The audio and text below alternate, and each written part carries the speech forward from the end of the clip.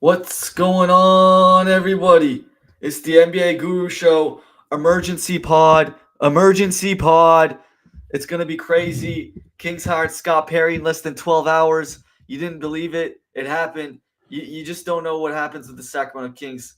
They're not very good team, but they keep you on your toes, right? They give you a good sweat. On one of the ugliest, most embarrassing nights of in Kings history, it was another exciting night tonight where we will be talking about what happened with the hiring. Scott Perry will go deep dive in him, tell us, tell everyone about what he is and what he's about, and uh, and it'll be a good time with everyone here. How you doing, Naf? What are you feeling tonight? Yeah, no, I'm surprised at how quick they hired Scott Perry and how quickly they fired Monty McNair. So I mean, we'll get more into it, but this is definitely something that looks like it's been in the works for a while now. Personally, I don't understand why they didn't just do what the Denver Nuggets did and just fire them a couple weeks ago. And what's the point of waiting until the end of the season? They clearly had Scott Perry ready Lined to up. go, ready to go at ASAP. So I mean, they're not even going to go through the interview process, and I don't understand the timing of it. I'm not a big fan of the hire, like I think most people are, or at least they're willing to tolerate it. I just think it's a terrible hire, to be honest. So Whoa, yeah, terrible hire. it's yeah. I mean, I could get more of my thoughts on it, but I don't think Scott Perry's is a terrible GM, but I just think that this is another puppet that Vivek is implementing. To be honest, No, for sure. I agree there. Shout out to everybody here. We got Suttonham in the building. Flores is in the building. Trying to brush the situation. What's going on, big guys? I love it. Love everyone here. Uh, it look, yeah, the process was ugly. I don't know how they did it. I don't know if they talked to anybody else. It doesn't look like it. They had him lined up from the beginning. Vlade's friends with him. Um, just not the best way to really go around finding the next GM, which is maybe probably the most important position in the front office or like in the whole organization. Like yeah, I think it's more exactly. important than like the coach and everything. This guy is setting No, up all the GM is players the on your most team. important. Whoever's Yeah. making the decisions is by far the personnel decisions is the most important, especially in basketball where I mean coaching's important in basketball, but like if you don't have the players, you're never gonna be able to win. It all starts with the players. Doesn't matter how Um, good your coach is. yeah, the GM is the most important. It's not close. Um, but yeah, just the process. I mean, doing it this quickly. I mean, I'd like to see a search. I'd like to see interviews. I'd like to see what's out there. I heard the Kings were interested in Calvin Booth and Joe Dumars. I guess that was just that was the only taste and stuff they had of what's out there, Smoke and screen, man. yeah. So it's uh, it's just ugly, ugly stuff, and it hasn't even been 12 hours since one of the ugliest games I've ever seen the Kings play in a big game. Um, appreciate PK's in the house. Cody's in the house. PK's having a soup off. I don't know what that means other than he's just having soup with a bunch of people and seeing whose soup is better. I guess the weather is good for that today before the summer comes in. But we're going to do a deep dive in Scott Perry and what he's all about and what he did with the New York Knicks because that was pretty much his last show. But yeah, excited to talk about this and it'll be good for the fans to know what he's all about because he's had some good plays. He's got some good plays, and he's also had some bad plays. So I think we should just get into it, man. I mean, we'll talk Scott Perry, and then at the end we'll talk a little Doug Christie. How about that? Sounds good. Sounds good. All right. Well, New York Knicks traded on July 14th, 2017. I guess we should start with what he did in Sacramento Yeah, he was in Sacramento for a couple for months in 3 months. 2017, right? Yeah, 3 months. Kings drafted Fox. They wanted to give some help to Vlade, um, He was and sort they of like said, an assistant GM to Vlade that time. yeah. So I think it was what I'm guessing. I think it's Aprilish or Mayish, and July 14th was the last day of Scott Perry. So, um, yeah. So he was there for 3 months. The main stuff. I mean, they drafted Fox and they signed George Hill. Like they have like a really young team. They just drafted Fox. A lot of young players on the Sacramento Kings 2017 team, and and all of a sudden they signed George Hill, they get Vince Carter, and they get Zach Randolph. Um, is that was that the right moves, man? Is that the right moves to go In with the young? 2017, no, those are the right moves in like 2002, man, or like when they're all in their prime. But no, not those. I mean, clearly, I think if you look at Scott Perry's moves, he has that sort of. He does sort of lean towards the vets. So he Mhm. does seem like he's that type of GM where he leans strongly on the vets, especially. I mean, in 2017, these guys were all, I think, pretty much maybe besides George Hill, pretty Yeah. much washed to be. I think so. Yeah, not the best start. Yeah, that's a good point. I mean, the Kings drafted Justin Jackson. They had Willie Cauley Stein. Bogdanovich was going to have his first year. Frank Mason the third. Everyone loves Papi Giannis, one of the worst draft picks of all time. And they had Buddy Hield as well from the DeMarcus Cousins trade. So they signed. It was weird. They did those transactions. Not the greatest moves by him, but the one thing they always talk about him is he's big in culture. He wanted to make sure that the culture was good. I mean, we just got rid of DeMarcus Cousins. He wanted kind of to get a stable franchise. So that's why he got those, George Hill, Zach Randolph, Vince Carter to kind of get some stability in there, which made sense because we've had Cousins and Reek, and we've had just it made sense a little bit. I can understand that perspective, but um, you still want to go for younger. You don't have to get three of those guys. You don't have to get uh, Vince, Zach, and George Hill. I mean, I think George Hill was gone midway through the season.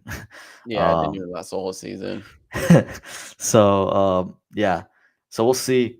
But yeah, that wasn't a great 3 month stint by Scott Perry and Vlade. I'll say that we can both agree on that. And then comes he gets a job in New York. That was his favorite. That was his dream job, and they said let's do it. And he had to leave. Kings understood. They got a second round pick for him. I've never seen a GM get traded, or Yeah, that's a surprise. A that's GM it's a traded for a rare. draft pick. Yeah, so I guess And the you draft know pick was, I mean, obviously the draft pick was, I think, Ignas Brazdeikis, who just ended up obviously pretty yeah. much being nothing, which is what happens with a lot of second round picks. Yeah. So, yeah, I mean that was what happened, and now he's on the Knicks, and we'll see how he does. But just weird. I mean, I guess he was pretty coveted by the Knicks to do that. And this is during the James Dolan tenure, where things are pretty bumpy. So, Yeah. and it's again the culture stuff, like right, like he wanted to kind of make the culture more stable and stuff. So. Yeah, I mean, so he started with the Knicks 2017. So his 6 years with the Knicks. First year, Knicks went 29-53.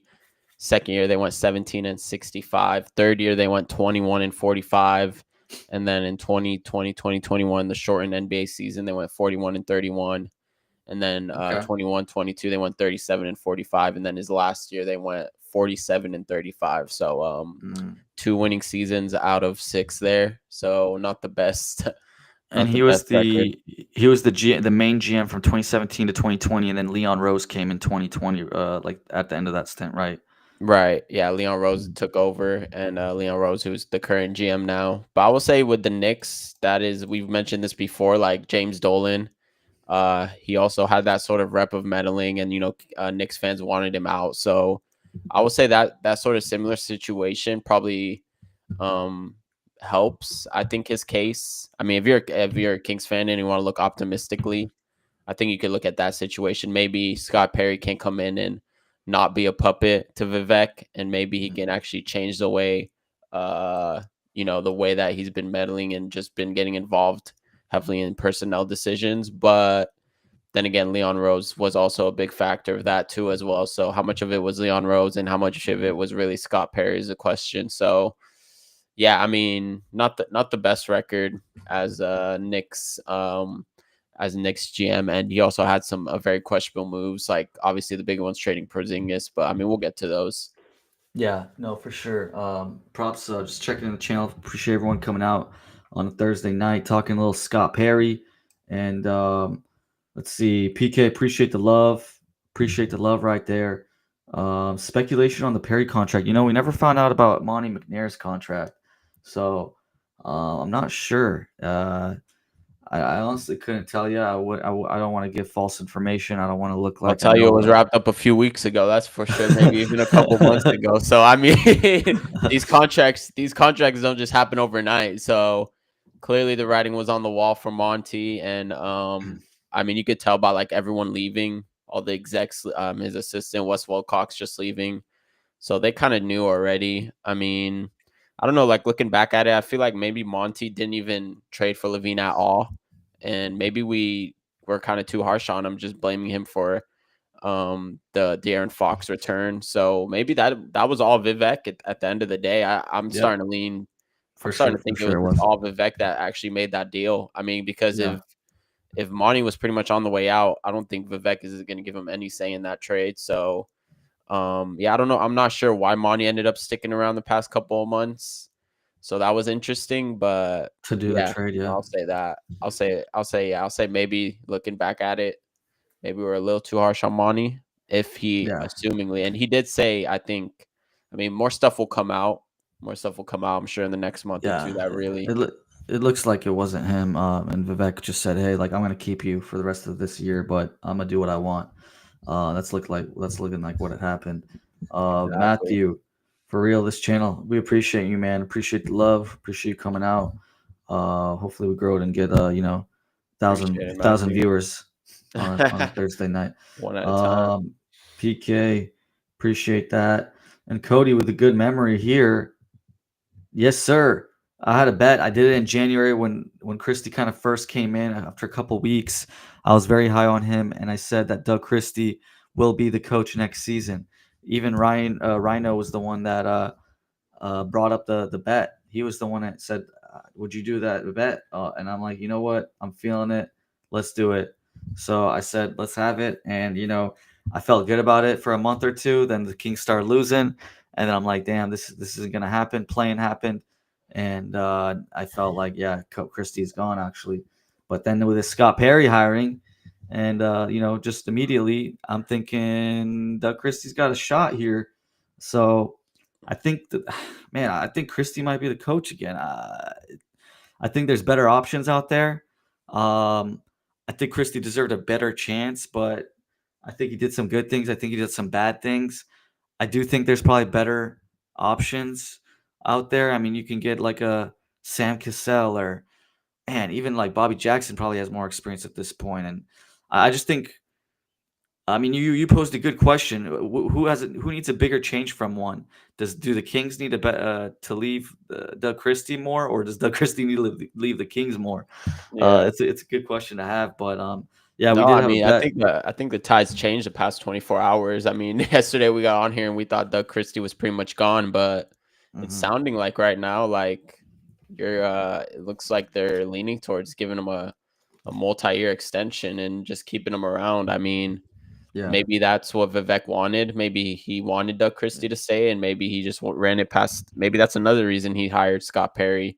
So this might have been in the works for a few months now, hmm. in terms of Doug Christie saying. So we don't even know how much these recent results, if they even had any impact at all. So yeah, I mean that bet's gonna come down to the wire. So Yeah. it's a close bet, man. Yeah, it was a close bet. Let's just get straight into it. So, July 14th, Perry gets straight to the Knicks. They signed some people. They get like Ron Baker, Damian Dotson, Michael Beasley, Roan Sessions, Nigel Hayes, Xavier Wraithen Mays, I don't Jamal Artis, and Jarrett Jack. But let's get to the big ones. We'll just talk big ones. First big one Yeah, in September 2017, 2 months after Mr. Perry is in. Um, Carmelo Anthony gets traded to the Oklahoma City Thunder for Enes Kanter, Doug McDermott, and a 2018 second round pick. But that 2018 second round pick, man, who was it, my man? Mitchell Robinson, Got it.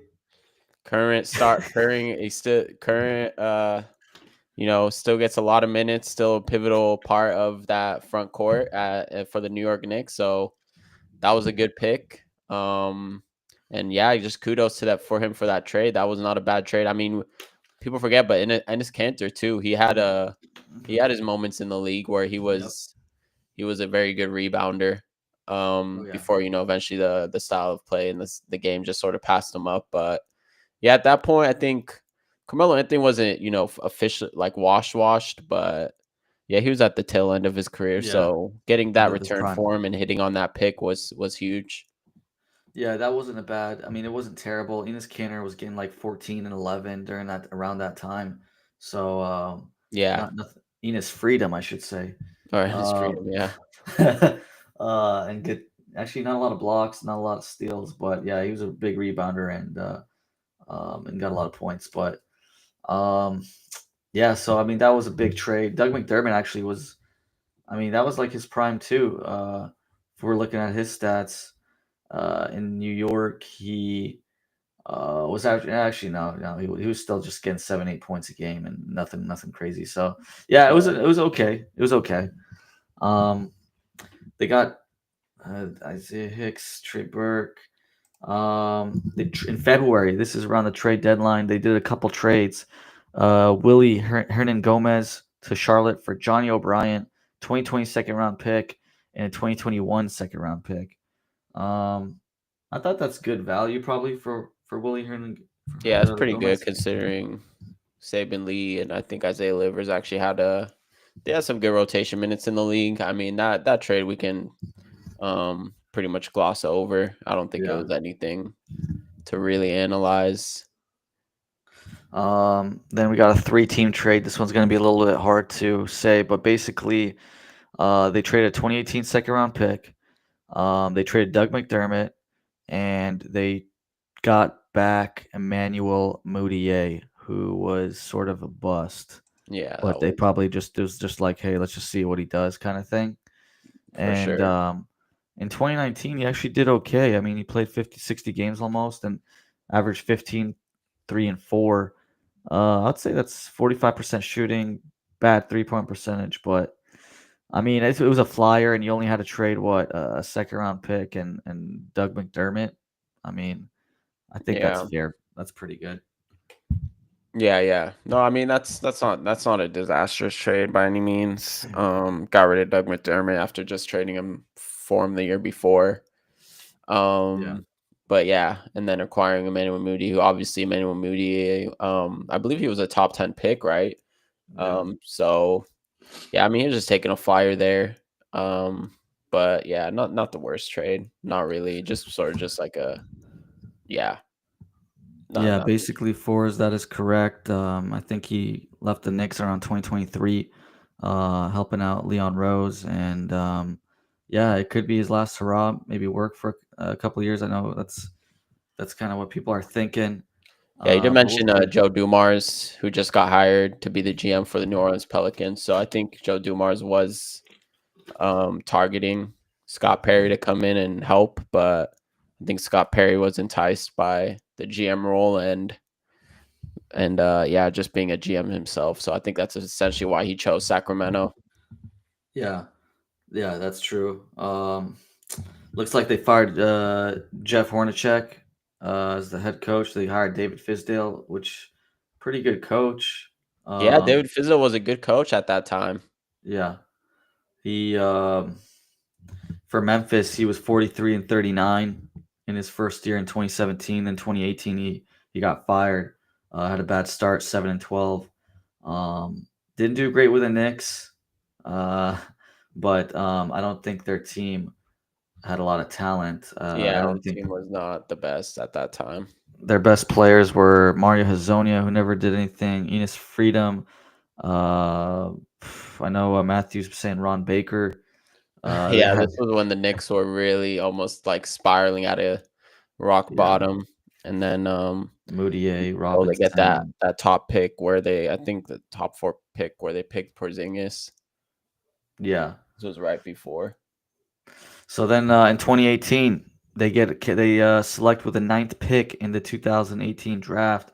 I'm surprised they didn't get a great pick. Yeah, I guess it was they traded they they were still they had some okay pieces, but yeah. Yeah. Anyway, they got Kevin Knox for the ninth pick, and then they picked Mitchell Robinson. So Yeah, Um, Kevin Knox was a big bust. big bust. Still in the league actually. I think he's on the Warriors or the Let's look Warriors at G League the. team. I'm gonna take a look at the 2018 draft and see who could have been there. Oh Oh my yeah, goodness. yeah. Let's see. Michael Bridges right after, and Shea Gildress right after, and Miles Bridges right after. That's Oh ugly. yikes. That's That's ugly. ugly. Yeah, Mikal Bridges, Shea SGA, and Miles Bridges, the 3 picks right after Kevin Knox. Yikes. So hey, it's a good thing. He probably won't have a pick to use this year anyway. Yeah, he'll be safe from that. So he has Um, some time. Man, that's literally the next three players, man. Michael Bridges, Shea Gildress, Miles Bridges. And Michael Porter Jr. after that. So, oh my God, that's ugly. Man, That's yikes. ugly stuff. Hey, Um, this was his first couple of it was his first couple of years there. Second year there, I think so. Maybe we'll give him some slack, cut him some slack. all right, so yeah, they signed Mario Zoni as a free agent. Nothing too crazy. They signed Noah Vonleh, Kadeem Allen. Okay, whatever. Then we get to January 2019. They trade Trey Burke. I think he was a top 10 player in the draft. Tim Hardaway Jr., Courtney Lee, and Kristaps. This was the big trade where you want to get rid of the Kristaps.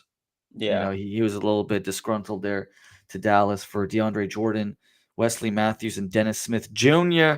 and a 2021 first round draft pick, um, and a 24 first round draft pick. So that's pretty. So they Wow. pretty much got two firsts. Dennis Smith Jr., who was pretty. I mean, I think he was in the 2017 draft. He was around the sixth or seventh pick, I think, after Fox. And so it's almost like three first round picks for Porzingis. I think that's yeah, I think that's fine value. Honestly, I think they did fine in that trade. What do you think? I think And they got rid the of Trey Burke, picks and were yeah, fine, 3 first round picks, but I think the players that they got were I think the return on the players was pretty bad. hmm The players that they got back were, like you said, DeAndre Jordan, Wesley Matthews, and Dennis Smith Jr. So I think the picks, which the 2021 first round pick ended up being Keon Johnson, who was actually had a breakout season this year with the Brooklyn Nets, got a lot of minutes, and a hmm 2024, or well, it was a 2023 top 10 protected first round pick, which didn't convey in 2023. So it turned into a 2024 first round pick. And that was actually Keyshawn George. So that was just last year. So yeah, I mean this trade was still seeing returns. Saw big returns this season, but yeah, I don't like the fact that they got DeAndre Jordan, Wesley Matthews, and Dennis Smith Jr. And they also traded away Trey Burke and Tim Hardaway Jr. Courtney Lee was really good. hmm Obviously it was more before 2019, but Tim Hardaway Jr. still, yeah, I mean, he's still contributing right now for Detroit and a yeah, playoff team. And but yeah, the big piece here is Kristaps. I think looking back at this deal, I think that they I mean it's hard because I think his value at the time wasn't as high as it is obviously now. So I mean, yeah. So I think oh man, it's hard. It's hard. I want to say that he could have got more, but we have to remember like Kristaps was very, very injury prone. He was yeah, missing a lot of time. So I think I also don't want to be too harsh on the deal. Because his value obviously isn't the same as it is now, and where he's turned into this sort of uh perfect 3 and D sort of forward that could just guard 1 through 5. So and the champion now with Boston. So yeah, in hindsight, I don't like the deal, but that's because it's hindsight. I think at the time it's not a bad return, especially the 3 first round picks. That's the best part of the deal. Well, it ended up being yeah, 3. yeah. But you made a good point. That you made a good point that Tim Hardaway has been very good with Dallas, especially as well too. So he had some good Yeah. years, and he's still playing well. So yeah, it's like a mid. It wasn't terrible. It wasn't great, but it was fine. Yeah, I'd probably give Um, it like a C plus B minus. About to yeah, grade that deal. yeah, I think that's fair. I'd probably give it around B minus B. Um, all right, so then a couple of no names. I mean, for calls today, I mean, we'll do calls at the very end. I'll post a link right now. Maybe we'll take some calls, just a couple calls at the end. So I know you guys love the calls. We'll do it, and not a super long pod today. Just kind of going over the deep dive on Scott Perry. Appreciate Cody appreciating that as well. So all right, so we got here RJ Barrett with the third pick in June 2019, and Kyle Guy as well. So, what do you think about RJ Barrett, and could they have done better in the 2019 draft? I did not like RJ Barrett's pick. I didn't like it at the time. I think it just turned out to be a complete bust. I mean, this is a pick that they sort of had to hit on. Obviously, this was the Jaw and Zion draft. So, I mean, I remember Knicks fans being disappointed that they just missed out on one of those two. Mhm. But yeah, I mean, looking at the draft, the players that went right after, They're all not that good. not that good. Yeah, besides Darius Garland and DeAndre Hunter, who went. I mean, Yeah, even DeAndre Garland's Hunter good. is like whatever. You know, he's not. He's just a six man. So Yeah, yeah, this draft, to be honest, I think the best player after in the lottery was probably Tyler Hero, who went 13 to Miami. I yeah, mean, and that was a good pick. I remember at the time too. That was a pick by Miami that was praised. So I mean, yeah, I didn't like the RJ Bear pick, but looking at looking back, it looks okay. I think. I mean, it looks pretty good. I mean, yeah, from Duke honestly, too. It's a big yeah, from college. Duke. Yeah. You almost have to Yeah. do. You almost had to. I think RJ Bear was like consensus third pick. I don't think it was Yeah, really I don't even think anyone was honestly in the running besides him. yeah. But I mean, yeah, honestly, like looking back at it, like this is a pretty bad lottery. I mean, Cam Johnson was probably one of the better players. Cam Yeah, it's just Reddish a lot of from good. Duke, It's just a lot of good role players. You got a lot Hunter, of good Kobe role plays. White, Yeah, Rui Hachimura, Cameron Johnson, PJ Washington, Hero. Nothing stood out. yeah. I think the best pick from 3 to 13 was probably Darius Garland, Hmm. who went to Cleveland fifth. But I don't think anyone expected Darius Garland to turn out into the multi-time All Star that he became. So yeah, I mean, I do want to, I'm giving a little slack for this pick, but there also wasn't much that he could have. It was Obviously, kind in of easy. Yeah. hindsight, Darius Garland, Kobe White, these guys would have been better picks. PJ Washington, Tyler Hero. So yeah, I mean, yeah, it is what it is. He just went with the consensus pick. Yeah. All right. So we're 2019. We're almost there, guys. We're about 7 months away until his tenure's done. So signed some free agents. A free agent that's pretty big. He's got Taj Gibson, Bobby Portis, Wayne Ellington, Alfred Payton, but they signed a guy named Julius Randle, and that turned out to be a pretty good move by them after he left from the Lakers from 2014, where he did not pan out. They took that was a pretty good one. I think, or he got traded to the Pelicans, I believe. From Lakers to Pelicans, right? He did, yeah. He got traded as a part of the, I believe it was a part of the Anthony Davis deal. Hmm. And then they decided not to re-sign him New Orleans, so he signed as a free agent with New York. And yeah, I mean, he had some I've never been a Julius Randle believer. I never liked his game, to be honest. But hey, he when he went to New York, he was putting up big numbers. Yeah, They weren't winning the first couple of seasons, but his number, it wasn't because of him. I mean, he wasn't surrounded with the best roster, so you got to give him credit there for for buying low on a lottery pick right. like Julius at the time.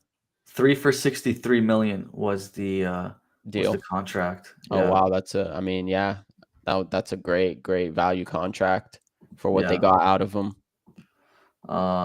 So yeah, that was pretty good. And they got just like Bobby Portis, Taj Gibson. I mean, some good culture guys, and that actually contributed. So I don't have any problem with any of those players that he got.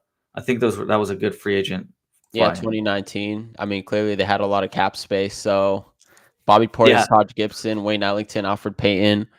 Yeah, no, that's not a bad free agency. I mean, New York is always in the. Is that the year that Kevin Durant went to. Is that the year Kevin Durant went to Brooklyn? It might be, but Yeah. I know there was always a Kevin Durant to New York, but Huh. I think Never happened. Kevin Durant regrets not going to the Knicks. I Yeah, think so. so Yeah. signing trade deal on July 7th, 2019, where the Brooklyn Nets got KD from the Warriors. So that's that same summer. So I think that they had the cap space. I think KD just preferred to go to Brooklyn because if we remember, like the Knicks at that time just had a very bad rep.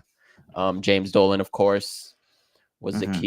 was the key around that. So, I mean, in hindsight, I think KD would have loved to go to New York. Just looking at his tenure at Brooklyn turned out. Well, Kyrie too, all two or both of them because they Yeah. paired up. So, but yeah, I mean, he did what he could with his cap space that year. I think. Yeah, yeah, he did. I mean, he did good to try to get expirings and all that to set him up for that. So I'll give him some props there. And got Ivan Rabb to a two-way, and then didn't really do much. And December 2019 fired Fizdale right before COVID hit a few months later. So that was pretty much the end of his tenure. So I mean, Oh yeah. So the Lakers didn't. That's right. I knew they didn't include Randall in the deal, so they just yeah, let him. Yeah, they let him go to shout out Cody for this. They let him go yeah, to New Orleans signed him from LA because they renounced his rights, and then he was signed by the Knicks. So good looks on yeah, that, Cody. yeah. So I mean, what do you think from everything we looked like? I'd probably give. I mean, look, the process wasn't good, but just if we're just talking about this GM just by itself, like that's the only thing we're given a grade. Like, would you give him around like a B minus ish, like B minus, B B or minus C sounds plus? right. I would give Yeah, him a B minus, C plus. yeah. I might even give him a B just because he had some. I It was mean, bad Knicks. Yeah, yeah, the Knicks were Knicks really were in in a bad turmoil. Like this situation. was a Yeah, franchise I mean, just as bad as the Kings are now, probably worse when you yeah, think about it. I think the yeah, Knicks were that bad during that time frame. yeah, So I would give him his Knicks tenure. Yeah, probably like a B yeah. minus. And then he did stay on board, right, for 3 years while Leon Rose came in 2020. Yes, So he good was point. still on board. I do think that like the Brunson acquisition was more Oh Leon yeah, Rose because Leon Rose had the connection to his agent Gent, yeah, being being his agent and that connection with Rick Brunson. So I think that bringing in Jalen Brunson, I think that's pretty much just all Leon Rose. I wouldn't give too much credit no, to Scott Perry there, if anything. And that's really what turned around the Knicks, to be honest. I think is Leon Rose. So yeah, in terms of like from 2017 through 2020, I would give him a B minus. B minus sounds right. I'll settle on that.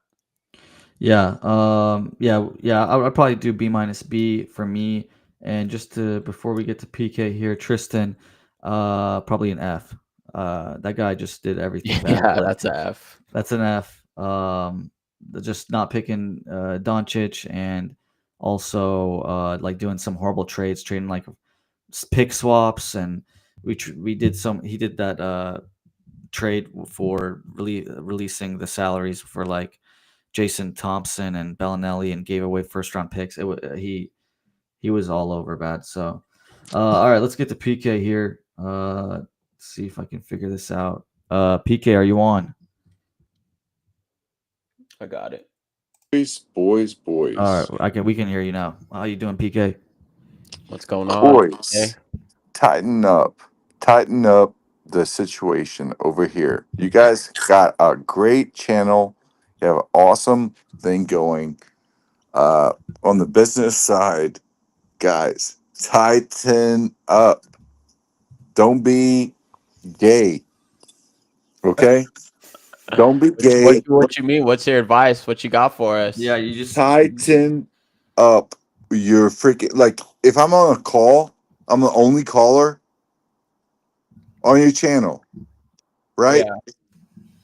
I'm the only caller on your channel, and I'm waiting freaking what, like yeah, but I said we'd do it at the end. 5 minutes? I gave a heads up. We'll do it at the end after the quick recap of them. No, no, no, no, no. But you're keeping me on hold. What do you want me to do? Give you cookies at the same Does Grant time? ever keep you on hold or no? I'm telling you, get your shit together. Yeah, Get we're your Next shit time, trying, together. man. Hey, next time we'll send you some trophies. no, honestly, you guys are doing a really good job. Keep Appreciate doing it. what you're doing. Appreciate it, PK. Everything that you guys have done, I think you both are really good for for fans, for people. You have something that people want to hear, and keep doing what you're doing nonstop. Thing that people want to hear, and keep doing what you're doing nonstop. And like everyone's gonna eventually, someone's gonna like listen to you. Eventually, you guys gonna have like a PK who's gonna be over there like freaking yelling at you like that right now, being Yeah. like. But you guys are doing a really good job. Really, really, really good job. You're trying to figure things out. I can tell. It's okay. But but like, pick up the fucking phone for Christ's Jeez. sake. And we're still What, new what, to what's the what, collar what's your thing. We're still new to the collar thing. what's your basketball? You got some basketball talk? You want basketball talk? Yeah, I thought you called Yeah, in what do you think for some about the new basketball. GM hire? Any Well, you thoughts? guys tell me. You guys tell me. What do you want to talk about? Uh, You're Scott the Perry, caller, new man. GM. Any thoughts? Yeah. Or Well, like Doug hey, you guys Christie? are the hosts. Well, what do you want to talk about? Well, I mean, we're talking Scott Perry. So new GM, Doug Christie, is he staying or is he not? That's Yeah. the Um. that's the topics. Okay. So, I think for me personally, I think what I heard from the players was Yeah, pretty cool.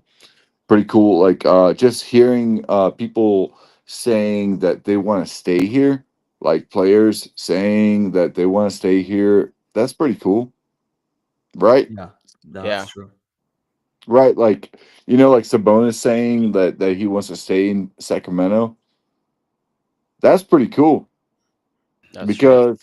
because we don't really have much here to play with. This is like in this game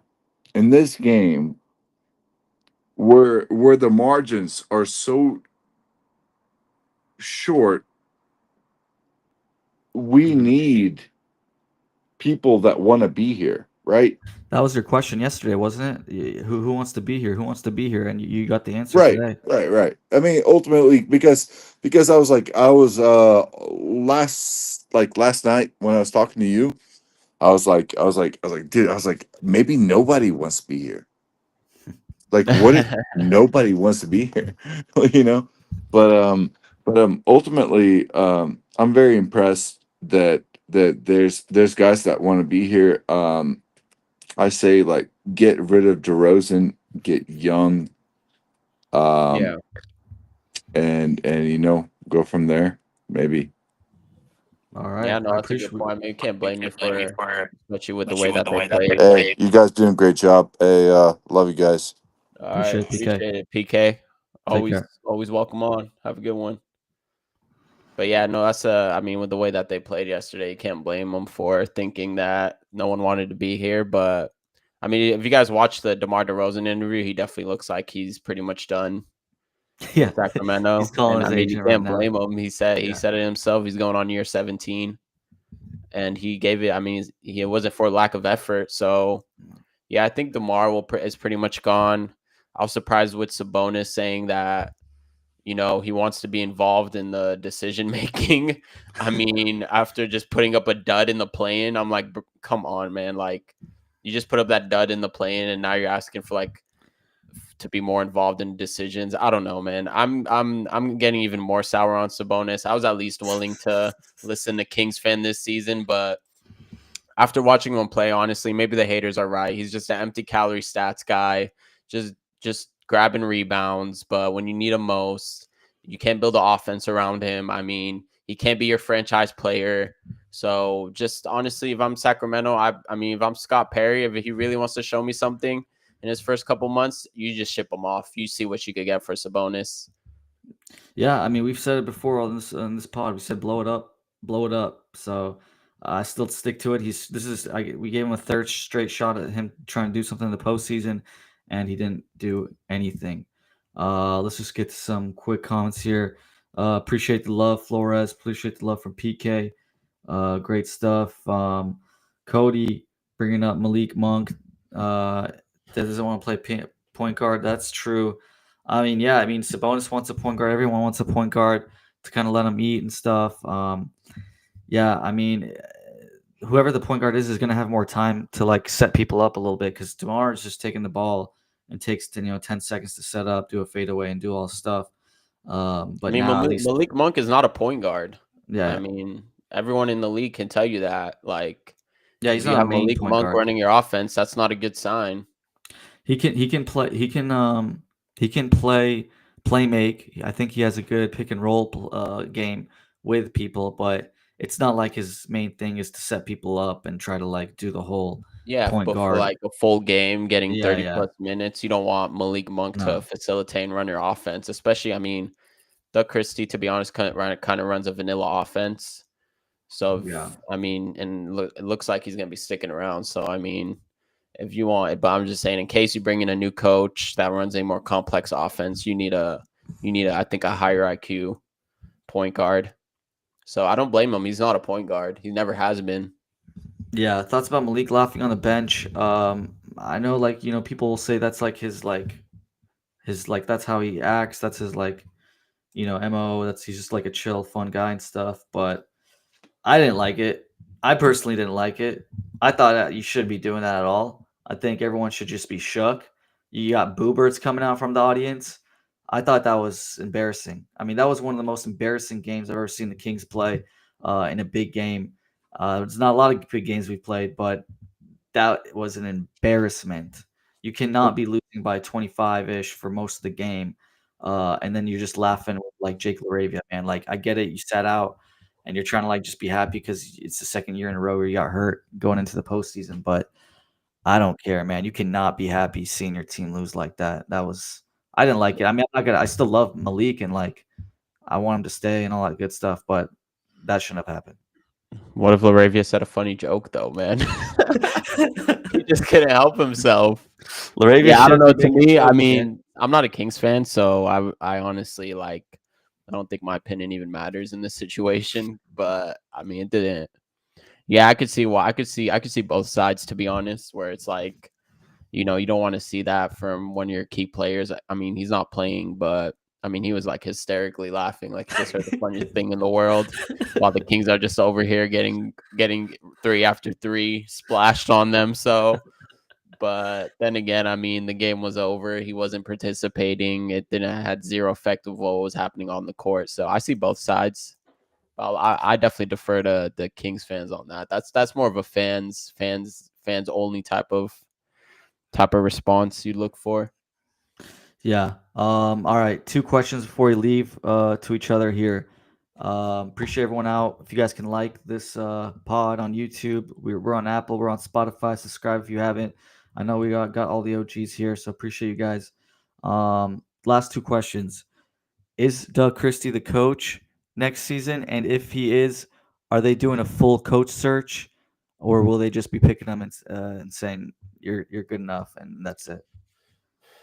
I think if Doug Christie is a coach, I think that this is a bad sign for the Sacramento Kings, because I think that essentially this hire of Scott Perry is a just Vivek hiring another puppet to run the organization, and the first sign of that is going to be keeping Doug Christie on. Vivek probably wanted to keep Doug Christie on, so he brought in Scott Perry. He ran it by him. He said, "You know what? You want to be GM? This is what's going to happen. This is going to be our coach." So I mean, I don't know the relationship between Scott Perry and Doug Christie, but if I'm coming in as a GM, I'd at least want to, have the conversation as a new GM about who the coach would be. So I think that if he does stay on Doug Christie, it is not a good sign, and I honestly wouldn't be surprised if halfway through next season he gets fired. If things really start to go south, but then again, they might just rebuild, so they might give him a longer leash. But right now, with the recent events of the past, 24 hours, I would lean that Doug Christie is the Sacramento Kings coach, and that he will sign a multi-year extension within the next couple of days here. Yeah, I think he will be the head coach, and I'll be winning that bet with Rhino, which feels pretty good, and which was a Bennett's dinner, and then I can will they be doing a full coach search? Man, the way they did the front office doesn't look like it, right? So I think they're just gonna give it a Doug. I don't know when, but I think they will, and which kind of worries me a little bit because that means maybe Christie likes Sabonis and maybe they keep him and Levine and try to run it back, but we'll see. We'll see what happens there. Well, That's not just that. Also, I think if he's a really a cheap owner, he's gonna bring him back on a cheap deal. Doug Christie probably isn't. He's gonna bank on Doug Christie wanting to stay in Sacramento and wanting to be the coach. So he's not gonna yeah. cost a lot of money, and they're still paying, like you said, Mike Brown, Hmm. and whose extension hasn't even kicked in yet, who just signed a deal. So I think that the money part of it is another reason that Doug Christie will remain the coach. Yeah. That's on that. I think we got to leave it on that note. But I appreciate everyone being here. If everyone wants to like, subscribe, do all that fun stuff, write a review if you like, if you have a minute. Appreciate all you guys coming in, and we'll leave it on some positivity. I think Scott Perry's decent. We gave him a B, around a B grade. Oh yeah, what do you think? You didn't really say your thoughts about the Scott Perry hire. Yeah, I think I'll give it a B just based on him and what he did for the Knicks. So he is well respected. He does have a lot of connections. So I think Are you there is some optimistic about the positivity. hire? Yeah, I'm optimistic. I think he'll be okay. So at least on Yeah. that part, I don't like the process, obviously, but Did you see what he said about Zach it's- Levine? yeah, he doesn't like Zach Levine. So at least he likes So defense. he doesn't like Zach Levine. So Yeah, yeah, that's a good sign right there. So yeah, I mean, I don't. I think you like the hire much more than me. I'm not optimistic about this hire at all. I think it's just another Vivek yeah, puppet coming into the organization. yeah, Just with the way that the whole process was handled, not even having GM interviews, not even having a search, is yeah. absolutely ridiculous. I mean, it's just not the way you run a franchise. So, I mean, in my perspective, this might just get uglier even quicker. So we'll see next season. I was trying to leave on some positivity, but we'll I'm get sorry, we'll end it man. on I'm a that. realist. I'm a realist. Positive or negative, I'm just gonna tell you how I see it. No, it is true. Like I think he's good, but we don't know how hands on Vivek will be. But it does look like he will be hands on, and that doesn't bode well. But maybe the one thing is Vivek does give the GM like the first like year or two like his run. So at least we'll have 1 or 2 years without meddling. I think so. But That's true. That is true. uh, but on that note, we'll let everyone go and appreciate everyone for being here. So this NBA Guru Show will be back on. I think we might be back on tomorrow for the playing game. So Yeah, uh, some just our picks and stuff. yeah, so we'll talk some playoffs.